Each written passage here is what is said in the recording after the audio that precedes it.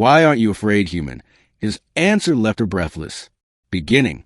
The sky over Erythos Prime burned red at dusk, a haze of ion storms scattering sparks across the upper atmosphere. The city's spires glowed faintly with protective fields, yet inside the war council chamber, no shield could guard against the tension hanging in the air. The hall was built of obsidian glass, its vaulted ceilings high enough to fit a dropship within. Along its sides, armored soldiers of the Valen Dominion stood motionless, their reptilian eyes glimmering faintly beneath their helms. The Dominion had ruled half the known systems for centuries, their reputation carved into history through conquest. At the head of the chamber sat High Commander Ceratus, flanked by banners of crimson and black. But it was not Ceratus who drew the whispers. It was the one who had brought the human. The Princess General herself, Calira, daughter of the Dominion's ruling queen, stood tall, clad in battleplate that gleamed like molten metal. She was feared across 100 sectors, her victories endless, her ruthlessness legend. And yet, what captured every gaze now was a figure chained before her, a lone Terran man. The soldiers shifted uneasily. Humans were not unknown to the Valens, but they were not considered warriors. Colonists, traders, explorers.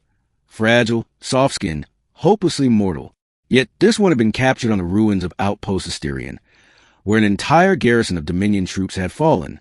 He had fought alone, holding the ruins for a full night until reinforcements overwhelmed him. Calira paced before him, her armored boots echoing on the obsidian floor. "You are called Elias Cade," she said, her voice cold, though her slitted amber eyes studied him as though he were a puzzle. "You slaughtered my soldiers without fear. You stood against us when wiser men would have fled. Tell me, human, why aren't you afraid?" The chamber hushed. Elias raised his head. His face was battered, bruised, one eye swollen nearly shut, yet when he spoke, his voice carried steady. "Because fear doesn't change what must be done." The word struck Calira like a blade. Her people thrived on fear, instilling it, using it, commanding it. For her, fear had been a weapon and a shield since childhood. And here was a man who dismissed it as though it were useless.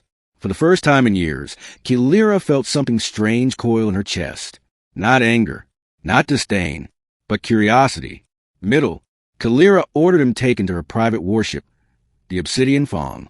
Her advisors protested. "He is dangerous," they hissed. "Execute him and be done." But Calira silenced them with a glare. Dangerous, yes, but not because of his strength. She had faced stronger. It was something else. Something she couldn't yet name. In the ship's brig, Elias sat chained as Calira entered. She dismissed the guards. Only she and the human remained. The air hummed with the low vibration of the ship's engines. "You confuse me," Calira said, her claws tapping against her gauntlet. "Your body betrays exhaustion. Your heart must hammer with terror. Yet your eyes," she leaned close, searching his battered gaze. "Your eyes are calm. Why?" Elias smirked faintly despite the dried blood at his lips. "Because I've already made peace with dying." Calira froze. Among her people, death was feared above all else. To fall without honor, to die without purpose, was the ultimate disgrace. And yet this human spoke of death like an old companion. "You court death so easily," she demanded. "No," Elias replied softly.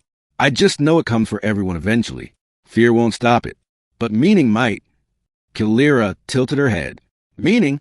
My people fight for survival, for each other, for a future worth something," Elias said. "If I die afraid, then I've let that fear steal the last of my time. But if I die standing for something, then maybe the ones who come after me will live free." His words lingered in her mind long after she left the brig. Days turned to weeks as the Obsidian Fong traveled deeper into Dominion space. Calira found herself returning again and again to the brig. At first, she told herself it was strategy, interrogation, gauging the enemy's resolve. But she began asking questions that had nothing to do with tactics. What is it like on Earth? Do humans have war rights as we do? Why risk your life for colonies so far from your homeworld? And Elias, against all odds, answered with honesty. He spoke of oceans that stretched farther than sight, of cities that glowed at night like constellations brought down to the ground. He spoke of art, of music, of laughter, things Calira had heard of but never truly felt. One evening, she asked the question again. "Why aren't you afraid, human?" And Elias answered differently. "Because fear is a cage. You can live your whole life inside it, or you can break free, even if it costs you everything. Kilira had no reply. For the first time in her life, her own certainty cracked. The change did not go unnoticed. Her officers whispered of her distraction, her hesitation in meetings. But worse, rumors spread that the Princess General was consorting with the prisoner. High Commander Ceratus confronted her. "Daughter of the Queen, you toy with danger. That human should have been executed the moment he was captured. He infects your mind with weakness." Kilira's claws clenched. Once, she would have obeyed without question. But Elias's words haunted her. Fear is a cage. That night, Kilira went again to the brig. She found Elias staring through the force field, his gaze fixed on the stars streaking past outside. "They want you dead," she said quietly. "I figured," Elias said, a small smile tugging at his lips. "Seems to be a trend lately." She studied him. "If I ordered your execution now, would you beg?" "No." "Would you fight?" "I'd try." "Then why aren't you afraid?" she whispered again, almost desperate. Elias turned his head toward her, his eyes steady. "Because fear isn't stronger than choice. And I already chose who I am." Something inside Kilira broke open then, like a dam giving way. For all her victories, all her strength, she realized she had never truly chosen anything. Every step of her life had been dictated. By her mother, by the Dominion, by tradition. She was a weapon forged, not a woman free. And in that moment, staring at a broken human in chains, she felt breathless. Climax. The Obsidian Fawn docked at the capital world. Elias was to be presented before the Queen of the Dominion herself. The Queen would decide his fate. Kilira escorted him to the Great Hall. Massive statues of Valen conquerors lined the chamber, their stone faces etched with eternal pride. The Queen sat upon a throne of living crystal, her scales dark as midnight, her gaze sharp as a blade. "Daughter," the Queen intoned, "you bring before me the human prisoner. Why does he yet live?" Kilira knelt, her voice steady though her heart raced. "Because he is different. Because he may teach us something." The Queen's eyes narrowed. "Teach us?" "From prey." Elias stepped forward despite the chains. "She asked me why I wasn't afraid," he said, his voice carrying through the hall. "And the truth is, because fear wastes life. You rule by fear, but fear will break your people. Choice meaning courage that's stronger." Gasps rippled through the hall.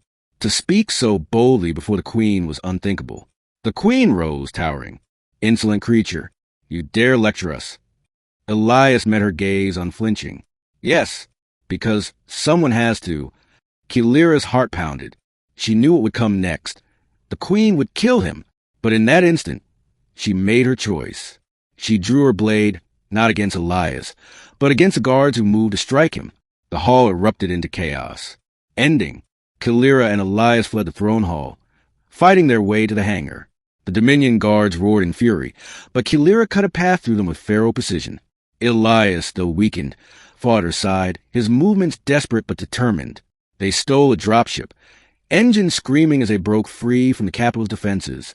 Fighters gave chase, but Kilira's skill at the helm kept them alive. At last, they jumped to hyperspace, leaving the Dominion behind. The cockpit fell silent, save for the hum of the engines. Elias slumped back, breathing hard. "You didn't have to do that." Kilira turned to him, her amber eyes burning with something new. "Yes, I did, because for once, I chose." He smiled faintly. "So what now?"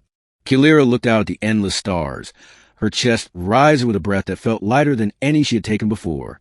"Now, human, we see what lies beyond fear."